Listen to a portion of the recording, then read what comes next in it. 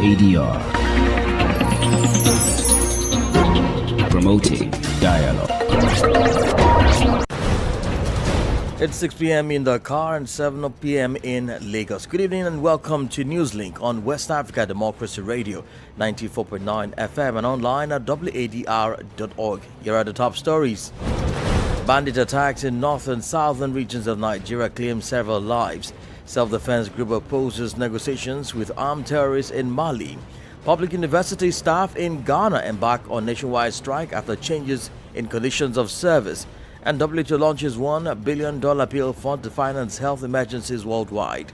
The bill is to prescribe a national minimum wage and also provide a legal framework for a seamless review of the national minimum wage and for other purposes connected therewith. Please stay tuned for details of these stories and more. On the news, this is a more edit. Many thanks for joining our broadcast. Newslink begins in Nigeria, where surging insecurity attributed to banditry and terrorism continues to claim and destroy properties worth millions of naira. On Tuesday, bandits attacked a farming community in the southwestern state of Kwara, killing several villagers.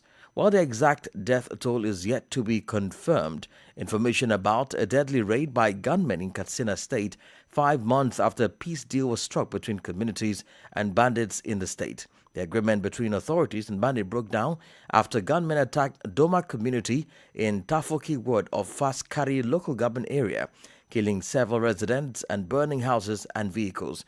WDL's Yechin Sasachi report from Abuja. The attack, which happened Tuesday afternoon, marks the first major breach of a truce in nearly 5 months. Residents say the peace deal had sharply reduced violence, allowing farming and daily life to resume before the latest assault. Faskari local government chairman Siraj Daudawa described the incident as a suspected reprisal attack and one of the deadliest since the truce was signed. At least 20 people were killed and several houses were destroyed. Security sources say operatives have since been deployed to the area to restore calm as investigations continue. The renewed violence has raised concerns over the durability of negotiated peace deals with armed groups in Nigeria's northwest. The Katsina state government, however, says efforts are ongoing to stabilize the situation and prevent further attacks. Meanwhile, in Kwara State, bandits reportedly attacked a community on Tuesday, killing several villagers. The Red Cross says more than 160 people are feared dead in the raid on Wuru community. Sources in Ilorin have confirmed the attack, but the exact death toll remains unclear as neither the state government nor the police have issued an official statement. The attacks in Katsina and Kwara come a day after the United States deployed a small contingent of troops to support Nigeria's fight against insurgency. For WADR, Yechin Sasachi reporting. In security development, the U.S. Africa Command has warned of a worsening security situation in the Sahel, driven by the expansion of jihadist groups like a link to Al-Qaeda and Islamic State. Speaking during a virtual briefing on Tuesday, AFRICOM Commander General Dagvin R.M. Anderson identified the Al-Qaeda-affiliated JNIM as a key driver of the violence, noting growing pressure on Sahelian states and their capitals. AFRICOM is urging stronger regional security cooperation and improve intelligence sharing to counter the threat. Christopher Teacher tells us more. According to General Anderson, the deteriorating security situation in the Sahel is transnational in nature and threatens to spread to the coastal countries of the Gulf of Guinea. He stressed the need for a collective response based on intelligence sharing, surveillance capabilities, and improved regional coordination. The head of AFRICOM reaffirmed that the United States prioritizes partnership with willing and capable countries, citing Nigeria as an example of enhanced cooperation in the fight against terrorism in West Africa and the Sahel. Also speaking during the briefing, a senior non-commissioned officer with AFRICOM, Sergeant Major Garrick Banfield, stressed that persistent instability in the Sahel region promotes the establishment of violent extremist organizations, recalling that security remains an essential prerequisite for stability and economic development. Alongside security actions, AFRICOM supports the development of centers of excellence in North Africa, particularly in Morocco and Tunisia, to strengthen the training and interoperability of African forces in the face of evolving threats. A few days before this warning, the Islamic State group claimed responsibility for an attack on Niamey airport, while its rival Jenim continues its operations against fuel supply convoys in Mali, killing several drivers, illustrating the persistence and diversification of the methods of operation of jihadist groups in the region. Christopher Ticho filed that report. In Mali, the chief of staff of the self-defense group Dana Ambasogu is opposing the possibility of negotiating with armed terrorist groups in the Bandiagara region. Speaking during a recent media appearance, Yusuf Toloba accused certain village chiefs of entering into what he described as illusory agreements. He called for unity and the mobilization of traditional Dozo hunters to continue the fight against terrorism. Abdullah Hassan gives us the details in this report.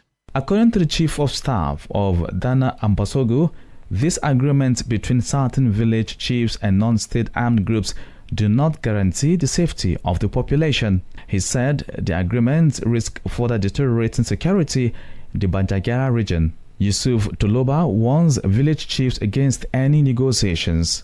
Even though attacks are less frequent in this part of central Mali, Amadi Longi, a young leader in the region, believes that dialogue remains a possible path to restoring peace to the area. I believe there is a need to bring the two sides closer together in the sense that peace is what everyone needs, and with the transitional authorities have a very clear vision. It is to truly restore peace and above all harmonious coexistence between communities. This will necessarily involve dialogue. When you travel today along National Route 15, you see a period of calm that has been observed for some time, and this has resulted in dialogue. Yusuf Toloba reaffirmed that his Dana Ambasogu militia will not lay down its arms. He announced the mobilization of his troops, the Dozos, to defend the population against terrorist threats. According to him, these efforts are appreciated and welcomed. Each time, these self-defense groups release videos that demonstrate their presence on the ground, and they have only one goal: to protect their own people. These are people who have joined voluntarily. So when it comes to mobilization, I think they are ready. Despite the ongoing terrorist attacks, the issue of negotiations with armed groups continues to be divisive in a still fragile security context in central Mali. A report from our Bamako correspondent, Aliu Chaman, voiced by Abdullah Hassan. More stories coming up on West Africa Democracy Radio. Newslink continues. The Beninese government has a long-term development plan designed to make the country prosperous and globally influential by the time the country celebrates its 100th anniversary.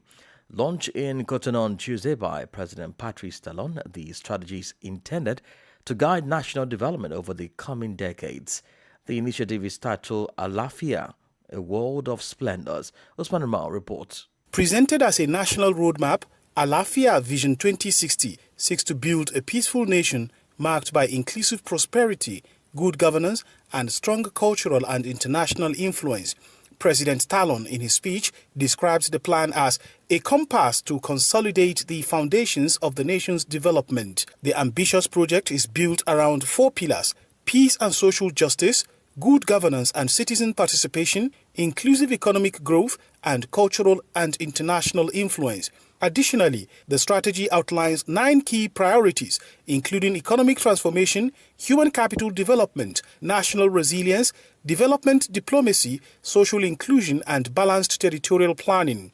The document also highlights major challenges such as limited economic diversification, social and regional inequalities, and security threats linked to terrorism and cross-border crime. On the economic front, however, the Alafia initiative projects average economic growth of 8.6% between 2026 and 2060, with GDP per capita reaching 6.28 million CFA francs. While President Talon has called for nationwide mobilization around the plan, the launch comes 2 months ahead of the April 2026 presidential election. Observers say Talon hopes to position the initiative as his long-term legacy. Usman Umar filed that report. Let's cross over now to Liberia, where more than 700 victims of a recent demolition exercise in Monrovia are alleging violations of their rights and demanding justice. On Tuesday, the aggrieved residents erected roadblocks along major streets in the capital, leading to the national legislature disrupting traffic and drawing attention to their plight. The protest follows last Saturday's mass demolition exercise carried out by armed police officers accompanied by court sheriffs, leaving several residents homeless. WDR's Monrovia correspondent Ibrahim Baka has the details in his report.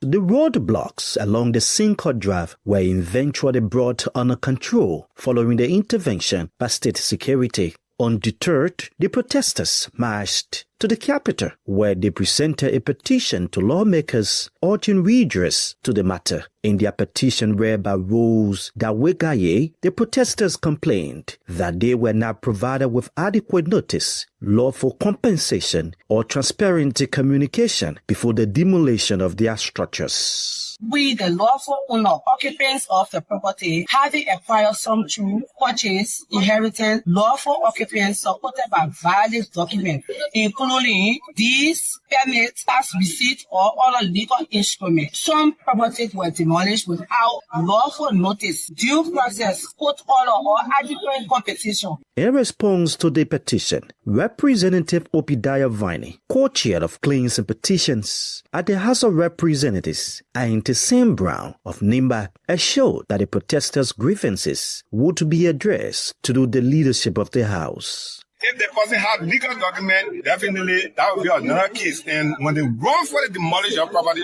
we'll make sure all damages are happening over there. All losses, the sea law will make them pay for it. Meanwhile, the Liberian government, through Deputy Minister for Public Affairs Daniel Sino, disassociated itself from any involvement in the mass demolition, asserting that the decision was court-driven. So go to court, and what you pray for is a favorable judgment. The two parties, the court must rule, and the eviction order is issued, and properties are demolished. The situation remains tense as affected residents await a response from lawmakers and to seek a redress for what they perceive as a grave injustice. For Newslink on WADR, Abraham Parker, Monrovia. Meanwhile, in Ghana, academic and administrative activities in public universities across the country are facing disruption. Senior staff at government institutions of higher learning are carrying out a nationwide strike, protesting recent changes to their conditions of service. They complain of unilateral adjustments by the Fair Wages and Salaries Commission regarding their welfare. Our Accra correspondent Nadi Dititi tells us more in this report. The industrial action commenced Tuesday at the University of Ghana and is expected to spread to campuses across the country. According to the association, the changes were introduced without adequate consultation with staff or their representatives, prompting the decision to withdraw their services until the matter is addressed. The group is calling for immediate engagement with the Fair Wages and Salaries Commission and other relevant government bodies to resolve the dispute and restore confidence in the management of staff welfare. The strike is already raising concerns within the education sector, with warnings that lectures, examinations, and other administrative operations could be affected if the action is prolonged. Authorities and education stakeholders say they are closely monitoring the situation, citing possible implications for higher education delivery and student welfare. The Fair Wages and Salaries Commission, which regulates pay and working conditions across the public sector, including universities, is yet to formally respond to the action. Until a resolution is reached, universities nationwide are likely to experience continued disruption. For WADR, Nadiri Tete, Accra. In Côte d'Ivoire, 2 union leaders in the coffee and cocoa sector are in police custody over an alleged defamation case. Kone Musa and Kanga Kofi were arrested on the orders of the public prosecutor following a complaint by the Director General of the Coffee and Cocoa Council. The union officials who had been denouncing a blockage in cocoa marketing for the 2025-2026 season are accused of defamation and slander. You're listening to Newslink on West Africa Democracy Radio 94.9 FM and online at wadr.org. Here is a reminder of our top stories. Bandit attacks in northern southern regions of Nigeria claim several lives. Self-defense group opposes negotiations with armed terrorists in Mali. Public university staff in Ghana embark on a nationwide strike after changes in conditions of service. And still ahead in the news, WHO launches $1 billion appeal fund to finance health emergencies worldwide. We do have a guest interview and sports news. Stay with us. West Africa Democracy Radio. It's you speaking. Don't forget you can listen to us live on wadr.org, YouTube and Facebook. The World Health Organization WHO on Tuesday launched its 2026 global appeal to ensure that millions of people living in humanitarian crisis and conflicts can access health care. The 2026 appeal seeks nearly $1 billion to respond to 36 emergencies worldwide, including 14 Grade 3 emergencies requiring the highest level of organizational response. These emergencies span sudden onset and protracted humanitarian crises where health needs are critical. In 2025, the WHO and partners supported 30 million people funded through its annual emergency appeal. Dr. Tedros Adhanom Ghebreyesus is Director General of the World Health Organization. In recent months, we have stood with WHO teams and partners in some of the world's most fragile settings. We have listened to families who have fled repeatedly. We have spoken with health workers who continue their work under fire. We have seen clinics destroyed, ambulances targeted, and health workers killed. We have seen patients turned away when medicines run out, and women forced to give birth in unsafe conditions. Amid these pressures, one constant remains: health as a human right. Health enables a child in Ukraine to keep learning because vaccines and mental health support are available. It keeps cholera at bay in camps in Sudan. In 2026, WHO is adapting its emergency response again. We are applying the discipline of emergency medicine, focusing first on actions that save lives. We're placing greater emphasis on country leadership and local partnerships. Today, WHO is appealing for $1 billion to sustain its emergency operations in 2026. These resources are needed to maintain essential health services, prevent outbreaks, and support those delivering care in the hardest conditions. This appeal is a call to stand with people living through conflict, displacement, and disaster. Director General of the World Health Organization, Dr. Tedros Adhanom Ghebreyesus. Politics, analysis on major news, social matters, and all. This is A Guest. Our guest interview segment focuses on an agreement reached between Mali and Guinea towards the development of an alternative route for the transit of its goods. Following the last cabinet meeting, the Malian government decided to cede 10 hectares of land to Guinea for this purpose. In return, the Guinean authorities are making port facilities and cargo handling services available to their Malian counterparts at the port of Conakry. However, to unpack the possible economic benefits of this agreement, including other future challenges, we're joined by economist Alassane Makanera Kake. La coopération entre la Guinée et le Mali. The cooperation between Guinea and Mali is a strategic cooperation for both countries, will reduce the pressure exerted on him in the framework of trade relations, especially in the transport of goods. If I take mainly, today, Mali is facing a fuel problem. The Guinean roads are the safest and easiest to secure roads. So first aspect, for Guinea, the path could be profitable because it will also allow Guinea to do work to enlarge the port and an import financial income with investments that Guinea is going to make here. We were competed by Côte d'Ivoire and on the other side by Benin. If we really take part, finally, most of the goods and services imported by, I would say, not only Mali, by these countries of the AES will only go through Guinea. So economically and Financially, it is profitable for both countries. The 10 hectares provided by Bamako must allow the construction of logistical infrastructures and warehouses. What impact could this have on the transport and logistics sector in Conakry?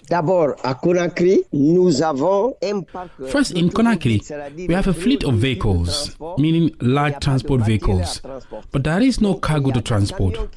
So there are trucks, there are drivers, but all the staff.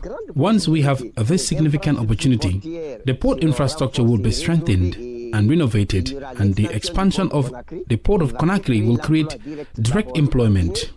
Initially in Guinea, in terms of salaried and permanent positions, there will also be a multiplier effect from this investment because we will have a certain number of vehicles involved in transport, and it will generate even more revenue because we have at least one national toll road. So all the trucks that will pass through will make the investment in this toll road profitable. So really, it's a whole set of multiplier effects for both countries. And faced with the difficulties of Bamako to supply hydrocarbons via the Dakar-Bamako or Abidjan-Bamako axis, HD Kumale-Bamako axis perhaps a solution? For me, it's the best solution. From Conakry to Bamako, it's a safe route. There is no possibility that the convoy will be disturbed, as we see today on other routes. So the axis that remains to be ensured is to cross Mali and Bamako. And on security level, it is possible. It is more preferable for Bamako to use the port of Conakry in the hydrocarbon and domain because the securitization does not pose enough problems. So strategically, Mali has won everything when it comes to its supply of hydrocarbons. It uses the port of Conakry. This new axis via Guinea, can it really improve the competitiveness of Malian imports and exports according to you? Automatically, it will go beyond imported products to pass through the port of Conakry. But even the production done in Guinea can be destined directly to the same site in Bamako. So instead of saying it's just the port, the fact that transport and logistics are reinforced, we will take imported products, but products that are Guinean origin too, that can go directly to the port in Mali and vice versa. And this cooperation will lead to great investments for the improvement of the Conakry-Bamako axis. Alassane Makanera Kake is a Guinean economist. And in sport news, Morocco said it will appeal the sanctions imposed by the Confederation of African Football (CAF) that resulted in the fine of $415,000 and match bans allowing the chaotic Africa Cup of Nations final.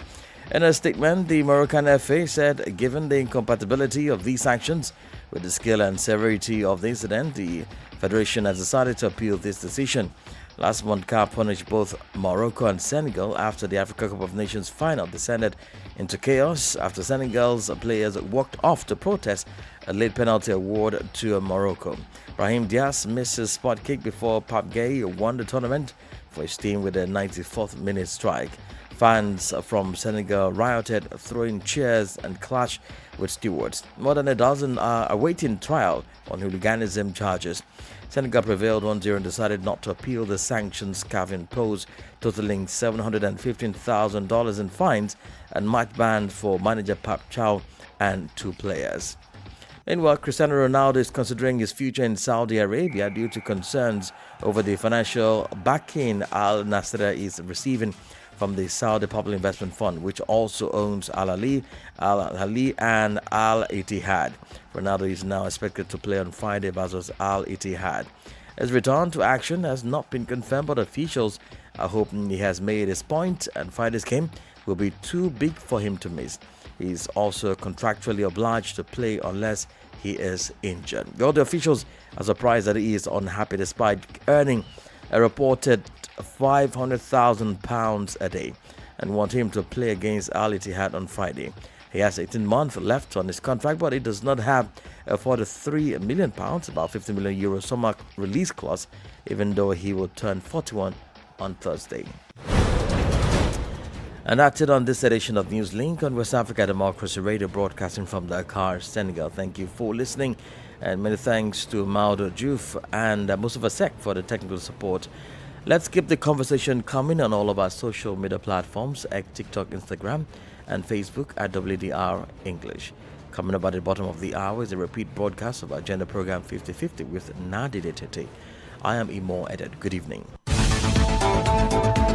And many thanks to you for listening to Newslink via Hot 104.3 FM, Newmi FM 94.0, Hilltop Radio 104.7 FM, and Veritas Radio 102.9 in Banjul, the Gambia. We also appreciate our listeners in Liberia via Alternative Youth Radio 98.9 FM, Lofa County, Radio Kagama 94.5 FM, Niba County, DCN Radio 91.3 FM, Riverside County, Wakat FM Radio, Banga, Liberia, Radio Baf FM 91.3 Sierra Leone in Nigeria, and Love 104.5 FM, Abuja. For you listening via Radio Pad 95.1 Damango, Savannah region, and on Royals FM 104.7 Wenchi, Ghana, we say a big thank you. Remember, West Africa Democracy Radio is all about you, your views, and your opinions.